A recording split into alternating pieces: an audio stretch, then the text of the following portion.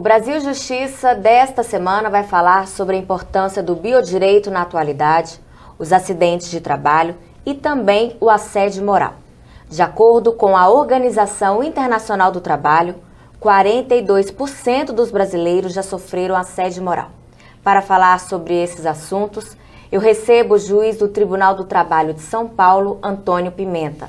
Magistrado há 15 anos, é membro da Comissão Provida da Diocese de Guarulhos. Na MB, participa da Secretaria de Assuntos Legislativos. Doutor Antônio Pimenta, muito obrigada pela sua presença aqui no programa da MB, o Brasil Justiça.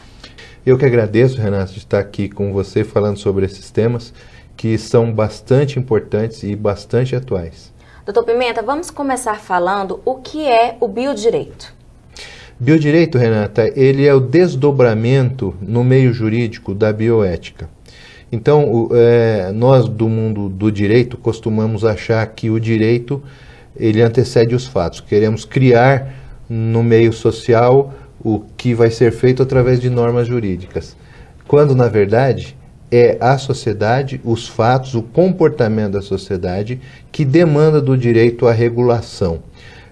Neste caso do biodireito, a gente vê que os cientistas, antes que os profissionais do direito, se preocuparam em regular normas morais e éticas para manipulação da vida, manipulação de técnicas de genética, enfim, traçar normas que fossem aceitáveis socialmente sobre isso. Qual é a importância do biodireito na atualidade? O biodireito, ele regula a atuação do ser humano, da técnica, da medicina. Então, temas como aborto, temas como a engenharia genética, temas como manipulação de células-tronco. A engenharia genética, por exemplo, ela envolve assuntos como controle populacional. Você tem interesses econômicos e interesses políticos de dominação de um país sobre outro a respeito da constituição da população de um país, e tudo isso pode ser manipulado via engenharia genética. Você tem temas como eutanásia, você tem como tratamentos, ministração de tratamentos médicos, até que ponto um paciente pode recusar ou não tratamentos tendentes a salvaguarda de sua vida. Existem grupos religiosos que se recusam, por exemplo, a transfusão de sangue. Então, são temas que demandam uma normatização por parte dos profissionais da área de saúde, por parte dos cientistas e por parte do mundo do direito. Por que o aborto, especificamente, tem gerado tanta polêmica? Justamente porque as inspirações, a ótica com a qual as pessoas veem esse assunto são diversas. Você tem grupos feministas que veem esse assunto de uma determinada ótica.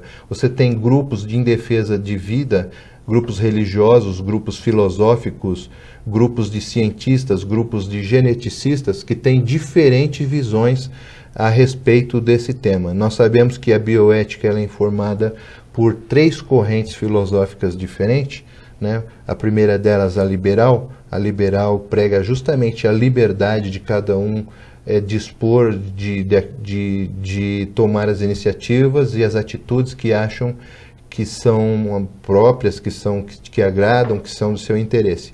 Nesse campo, por exemplo, você tem as feministas, que defendem um aborto com o argumento de que a mulher é dona do seu corpo e tem a liberdade de fazer o que quer a respeito disso. Você tem uma corrente utilitarista, que essa busca ver o que é útil, o que é pragmático, o que é fácil, o que gasta menos, o que é mais rápido, o que dá mais certo. E finalmente você tem uma corrente personalista. A corrente personalista está centrada na personalidade humana e na defesa da vida, desde o princípio, desde a sua concepção, até a morte natural. E os desdobramentos destas concepções, destas visões de mundo são diferentes. Então, você, além dessas 3 visões que são as principais, você tem discussões na ciência a respeito do momento em que a vida humana tem a sua origem, né? Nós temos uma visão tradicional e antiga na biologia de que a vida humana começa no momento da concepção, no momento em que há a fertilização do óvulo pelo espermatozoide. Isso é tradicional na biologia. E essa linha é seguida pelo nosso sistema jurídico. O Código Civil, no seu artigo 5º, ele defende a personalidade jurídica do cidadão desde o seu nascimento, resguardando os direitos do nascituro desde a concepção. A partir desse ponto de vista, você tem uma defesa radicalmente contra o aborto, porque você está eliminando uma vida humana já individualizada. Diferente, por exemplo, de outras visões genéticas que consideram a vida no seu momento inicial um material genético. Você despersonaliza, você já não acredita que aquilo é um ser humano. Isso é bastante questionável, porque se você legalizar a maconha, então você vai ter que partir então para legalizar as outras drogas mais agressivas, LSD, cocaína, crack e tantas outras. Então, não basta você descriminalizar a maconha, você continua com o problema em relação às outras drogas. A outra questão é a seguinte: se você legaliza o comércio de maconha por parte de laboratórios, será que os grupos criminosos vão desistir dessa prática que é altamente lucrativa para eles? Eles vão ter um concorrente, mas eles vão continuar praticando isso na ilegalidade. Como você tem a legalização do comércio de cigarros, por exemplo, e você tem um comércio ilegal paralelo de cigarros. Então, o fato de você legalizar a atividade não retira a possibilidade de ilegalmente outros criminosos continuarem atuando. Coincidentemente, Renata, no dia 3 de outubro, eu assisti uma entrevista de um delegado do Sul, dando conta de que a apreensão de muitas drogas ali, que é uma porta de entrada de drogas que vêm de outros países, inclusive, e ele se posicionando contrário a legalização, dizendo que, longe de afastar a criminalidade desse ramo, vai criar um outro meio de veiculação de drogas sem eliminar a criminalidade. Vindo de alguém que atua dentro da área de segurança pública, e me parece que tem alguma autoridade para se manifestar sobre esse tema. E o senhor é a favor ou é contra? Na verdade, eu sou a favor da legalização para uso medicinal. Tem proveitos, e para uso recreativo não. Eu acho que realmente legalizar você vai pôr, e tem interesses multinacionais em torno disso, de grandes grupos empresariais que estão interessados nesse tema, e por isso ele está sendo tão veiculado. Mas isso não retira a possibilidade de que o crime continue atuando nesse ambiente. Muito obrigada. No próximo bloco, o juiz do Tribunal do Trabalho de São Paulo, Antônio Pimenta, vai falar sobre os acidentes de trabalho. Fique com a gente, o intervalo é rapidinho. Estão abertas até o dia 28 de novembro as inscrições para o seminário Medidas Socioeducativas de Internação, o tempo de privação de liberdade e a repetição do ato infracional, promovido pela Escola Paulista da Magistratura. O evento será realizado no dia 4 de dezembro no Tribunal de Justiça de São Paulo. Os interessados devem se inscrever no site www.epm.tjsp.jus.br.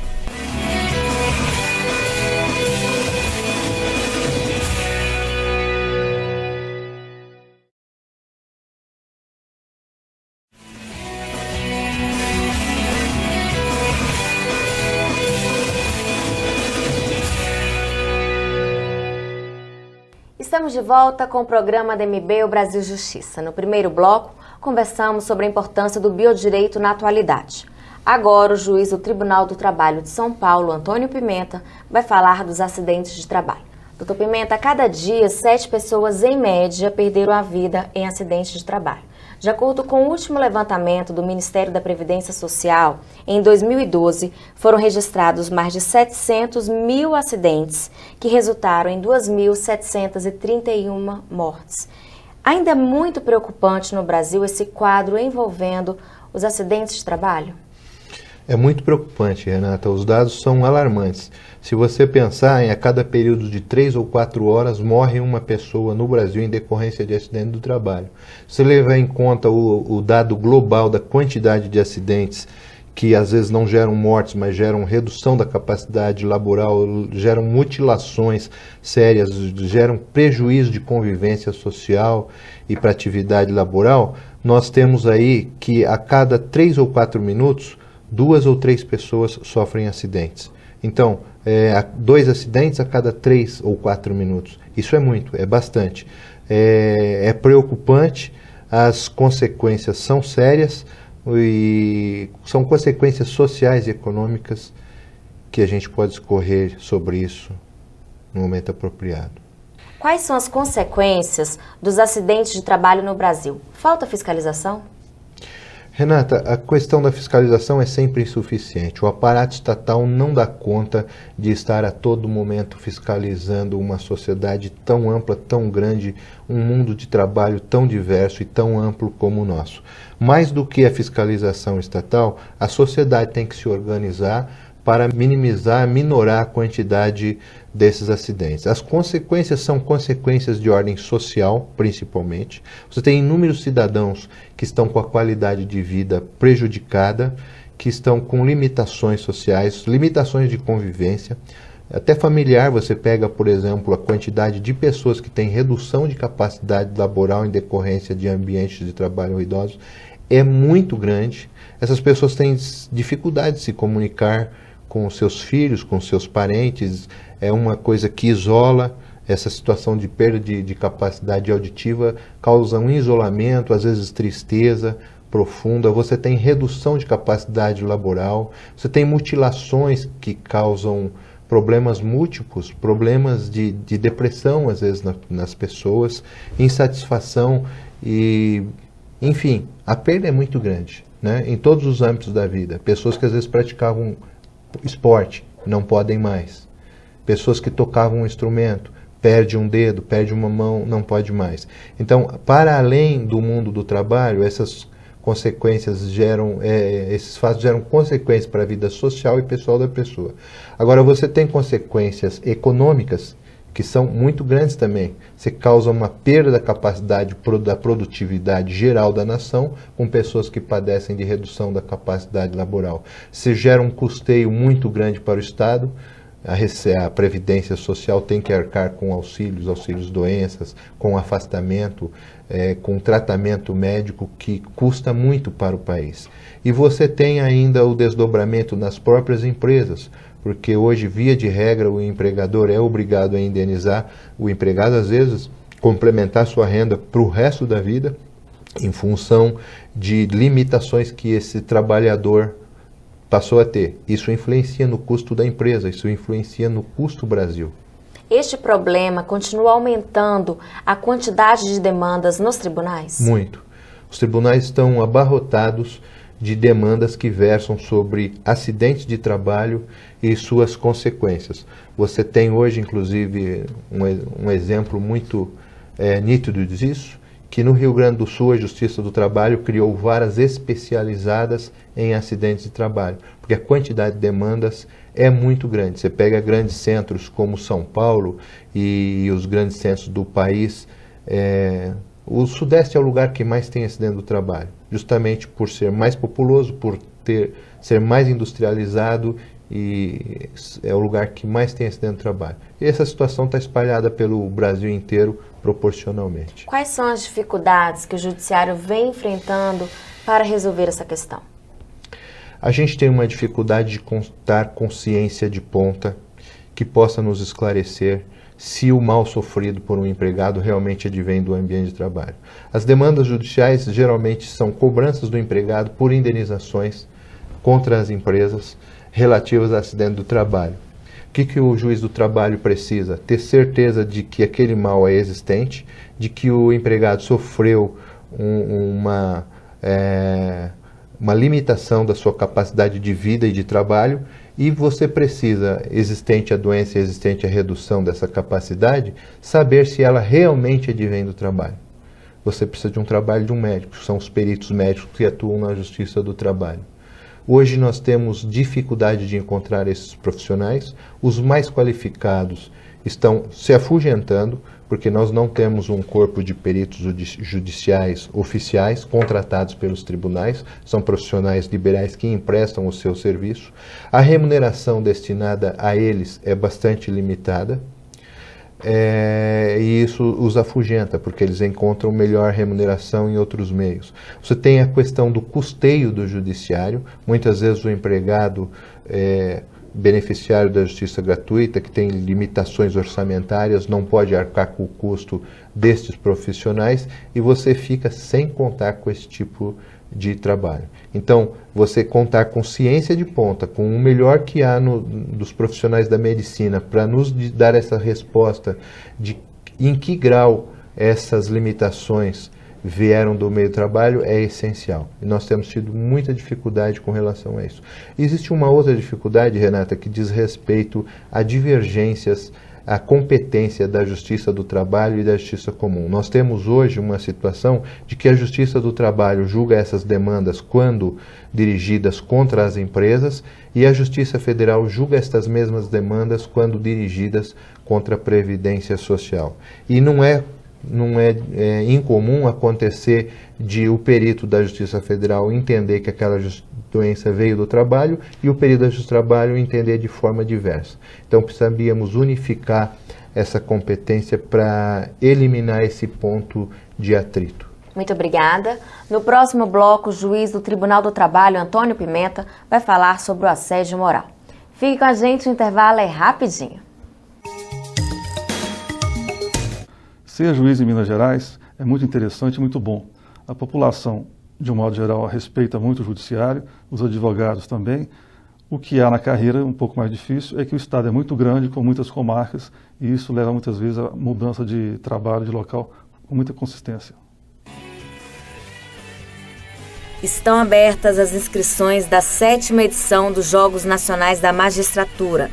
O evento vai ocorrer entre os dias 29 de abril e 3 de maio de 2015 em João Pessoa e vai contar com 13 modalidades: atletismo, basquete, futevôlei, futsal, natação, pebolim, corrida rústica de 5 e 10 mil metros, sinuca, tênis de mesa, tiro, vôlei de praia, vôlei de quadra e xadrez. São esperados cerca de 700 participantes. Para não ficar de fora, é bom se programar com antecedência. O prazo da inscrição é até o dia 5 de abril. Mais informações no site www.amb.com.br.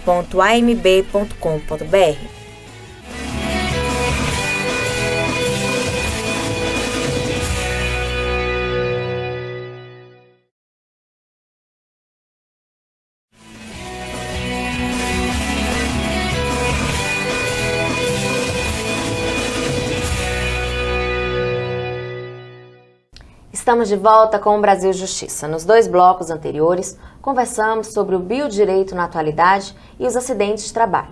Agora, o juiz do Tribunal do Trabalho de São Paulo, Antônio Pimenta, vai falar sobre o assédio moral. Doutor Pimenta, o que é o assédio moral?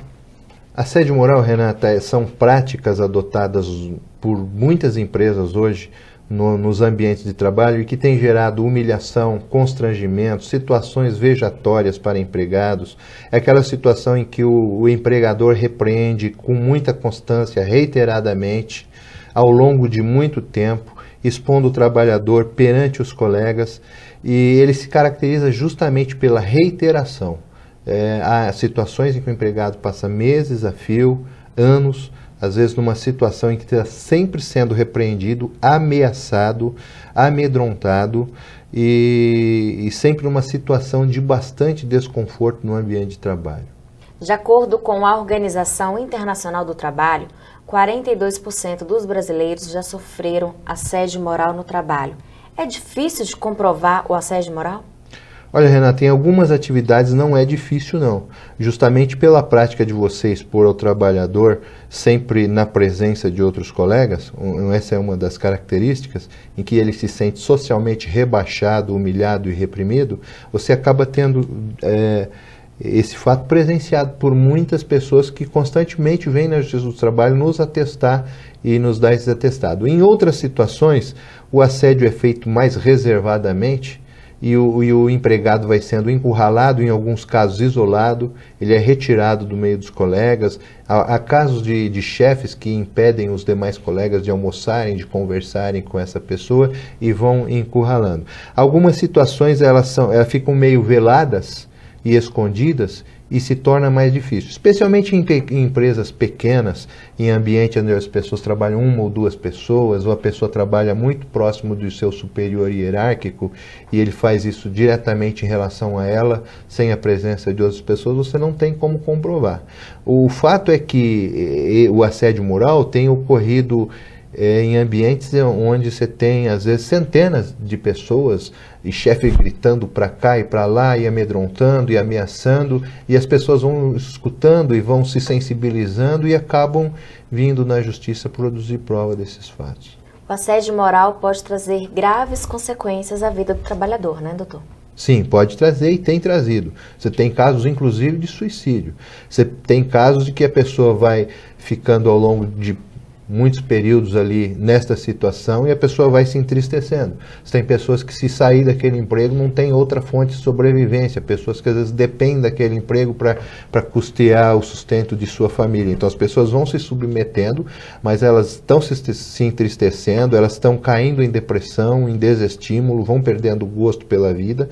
Isso aparece no ambiente familiar. Ao longo do tempo as pessoas vão percebendo, e não é raro o caso de pessoas que caem em depressão por conta disso. Isso acaba se enquadrando como uma espécie de acidente de trabalho também, devido às suas consequências jurídicas, e casos de suicídio têm ocorrido por conta disso. Em quais profissões tem ocorrido com mais frequência? Tem ocorrido com mais frequência em alguns setores de serviço, telefonia, por exemplo, o telemarketing. Tem ocorrido no setor financeiro, bancos. Os bancários estão muito pressionados o tempo inteiro por atingir metas. A saga econômica dos bancos pelo crescimento de lucro, de lucratividade, de produtividade, oferecimento de produtos, as metas são sempre crescentes, são sempre insaciáveis e são sempre repassadas para o bancário. Menos na indústria. Na indústria você tem também esse fenômeno, porém com menor intensidade. Até gostaria de fazer um parêntese aqui, que o nosso país tem padecido um processo de desindustrialização, né? Então se propagandeia que o emprego está farto, e realmente nós temos tido relativamente boa oferta de emprego, mas nos setores terciários, setores de comércio, setor de serviço. A indústria, que é o que produz riqueza, tem escasseado o emprego. Você pega telefone celular, nós estamos usando os telefones celulares importados dos Estados Unidos, dos tigres asiáticos. Agora temos notícia que vamos receber enxurradas de celulares da China e assim por diante. Isso tem ocorrido com outros ramos. Você pega vestiário, nós estamos usando roupas importadas, então tem decaído o emprego na indústria. E esse fenômeno na indústria ocorre com menor frequência do que nesses setores ligados a comércio, telemarketing, banco. Muito caso de bancário deprimido, e nós temos novamente o problema de precisar de contar com profissionais da psiquiatria, da psicologia, para estudar esses casos, para serem resolvidos pelos tribunais. Como se defender do assédio moral? Deve adotar uma certa altivez em que ele exerce a sua subordinação, o cumprimento de ordens, sem se submeter a excessos, a autoritarismos, né? Procurar estar em grupo com os colegas. Você consegue fragilizar uma pessoa quando você separa ela, secciona ela, enfim, você desmancha os grupos. A força nossa está no grupo. Quando os empregados conseguem se organizar na empresa, ficarem unidos, reagirem em bloco e não individualmente, eles têm mais força em relação a isso. Agora, você tem que comunicar. Tem empresas que têm canais de reclamação. Ouvidoria. O empregado tem que fazer uso disto. Existem casos em que o dono da empresa, a direção da empresa, sequer tem conhecimento. E esses assédios são exercidos por alguns chefes, coordenadores, que às vezes são pessoas mal formadas, pessoas que também tiveram problemas na sua educação pessoal, no seu relacionamento com pais autoritários, e replicam isso no ambiente de trabalho. Então você tem também casos de empresas que são coniventes e empresas que estimulam esse tipo de coisa para obter finalidades relativas à produtividade, a lucro sempre crescente, estimula competitividade entre um empregado e o outro. Isso vai causando uma insanidade muito grande no ambiente do trabalho, na maneira em que as empresas jogam um empregado contra o outro, sempre competindo para alcançar melhores resultados. O funcionário deve reclamar para quem? Primeiro, ele deve reclamar para o chefe imediatamente superior àquele que lhe assediou. Se não obtiver sucesso, para as instâncias superiores dentro da própria empresa e, finalmente, se, em último caso, recorrer ao judiciário. Mas eu penso ainda que os empregados devem se unir, se organizar dentro da empresa, buscar, se for o caso, um socorro no sindicato da categoria para fazer uma gestão em relação a esse tipo de problema. Muito obrigada. Chegou a hora da gente conhecer no quadro Vida de Juiz um pouco da trajetória dos magistrados. Eu sou Aline Tomás, juíza de Direito do Tribunal de Justiça do Estado de Goiás. Eu escolhi ser juíza porque aos 6 anos de idade eu vivenciei na escola a experiência de um júri simulado e vi a figura de um juiz que resolvia a vida de uma família que teve 3 pessoas assassinadas e vivia angustiada há muitos anos. A partir daí, aquela imagem se tornou o meu sonho e por isso a magistratura hoje. Então a minha dica para você que também quer ser juiz é que corra atrás do seu sonho, porque vale a pena. Quando você realiza e que consegue fazer exatamente o que pensou há muito tempo atrás ou que sonhou para a sua vida, essa realização não tem preço. Agradeço ao juiz Antônio Pimenta pela entrevista. Obrigado, Renata. Foi um prazer estar aqui falando sobre esses temas. Muito obrigada. O nosso programa termina aqui. Se você quiser participar ou sugerir algum tema, escreva para o nosso e-mail brasiljustiça@amb.com.br. Muito obrigada pela sua companhia e até o próximo.